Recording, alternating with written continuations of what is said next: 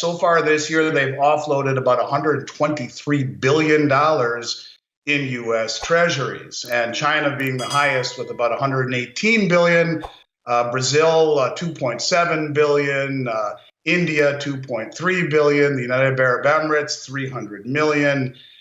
In total, the BRICS countries have removed $122.7 billion worth of U.S. Treasury bonds. And what is the one thing that I've talked about maybe that started this entire journey with you, as I used to call it, a linear progression of events, is the Tier 1 revision of gold. And in April of 2019, gold was revised as Tier 1. Now, prior to that, since the end of World War II, it was U.S. dollars and U.S. treasuries that were Tier 1. So keep that in mind. As we mentioned, you have all the BRICS countries shedding treasuries in favor of gold. And this is really crucial, what I'm about to say, and that is that Andy Schetman dives deep into the global financial landscape, revealing startling shifts that have occurred this year. Countries like China, Brazil, India, and the United Arab Emirates have collectively offloaded billions in U.S. treasuries, while the BRICS nations have moved a staggering $122.7 trillion away from these bonds, favoring gold. The most astonishing revelation? U.S. treasuries now exhibit higher downside volatility than gold for the first time in 45 years. As the bond market faces a relentless bloodbath, interest rates surge, and central banks globally rush to digitize currencies, Schetman uncovers a gradual yet relentless shift toward a digital financial era. With 93% of central banks exploring or developing digital currencies and a deadline set by the BIS for every country to have one operational by 2025, what lies ahead? The answer to this pivotal question awaits in the latter part of Schetman's analysis. For the first time in 45 years, the U.S. treasuries now have a higher downside volatility than gold. And when you think about Tier 1, when you think about the fact that the central banks have been using the Western suppression of the gold market to accumulate gold, when you think about interest rates still rising, the moral of the story is that we now have an environment where treasuries are considered more volatile than gold. And these central banks are shedding U.S. treasuries in favor of gold, which is now Tier 1, just like U.S. treasuries are. This is a dynamic move where capital is moving away from, fixed income holdings. And I think what you're seeing is a whole new shift. And what's that going to do to the 60-40 portfolio model? Does that mean we're going to start to see gold replace the 40% in U.S. treasuries at some point? I'm not quite sure. But certainly I thought that caught my eye quite a bit when we saw how many countries were shedding their U.S. treasuries, and the fact that for the first time in 45 years, treasuries have more downside volatility than gold. That's crazy to me. We have another situation, I think, where you talk about, what's happening with the BRICS nations. And more than anything, I think it's a situation where things are speeding up in terms of the countries that are expressing interest in joining. Another 27 have formally expressed interest in joining. And these are all the countries that are rich in natural resources and are doing this not out of economic gain, but out of necessity, I think, where they're finding safety in numbers. So while we're talking about the bond market, and please feel free to stop me at any time, look, bonds are getting killed. You could say it's a bloodbath. And I argue it's just getting started. The 10-year Treasury yield at 4.5%, it's the highest since 2007.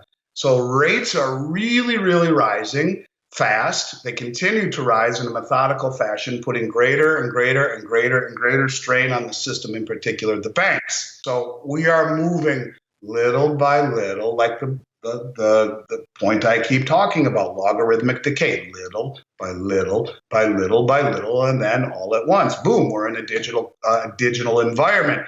We're not there yet, but you're beginning to see it. And when you see Citibank issue a tokenized form of money for ease in transactions cross-border, it's no different than the Fed coming out with their Fed Now for domestic transactions, which will take the place of checks very quickly. There will be no checks very soon because you will have instant settlement like Venmo, like Zelle, only backed by the Federal Reserve. These are the little pieces of indoctrinating the public into feeling, hey, it's okay.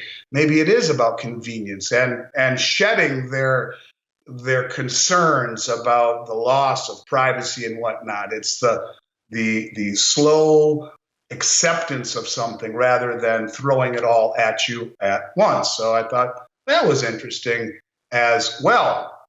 And, when you talk about it, you have 93% of global central banks that are exploring or already have digital currencies in development. And of course, the BIS said that every country needs to have one operational by 2025. In this next segment, Andy Schetman delves into the precarious state of the global silver market, revealing startling insights from the U.S. Geological Survey Division. By 2028, the Earth is projected to exhaust its economically mineable silver reserves, including those in major silver-producing countries like Mexico and Peru. Schetman highlights the impact of prolonged low silver prices, which have hindered exploration efforts. He suggests that influential entities are capitalizing on suppressed Western markets to accumulate vast amounts of silver. Drawing a parallel to real estate, Schetman explains that the powerful elite are waiting for widespread capitulation before allowing the silver prices to soar.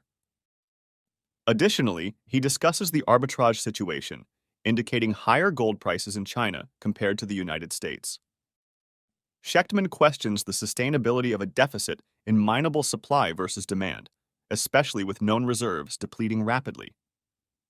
This strategic battle, encompassing industrial, monetary, and geopolitical implications, raises vital questions about the future of silver.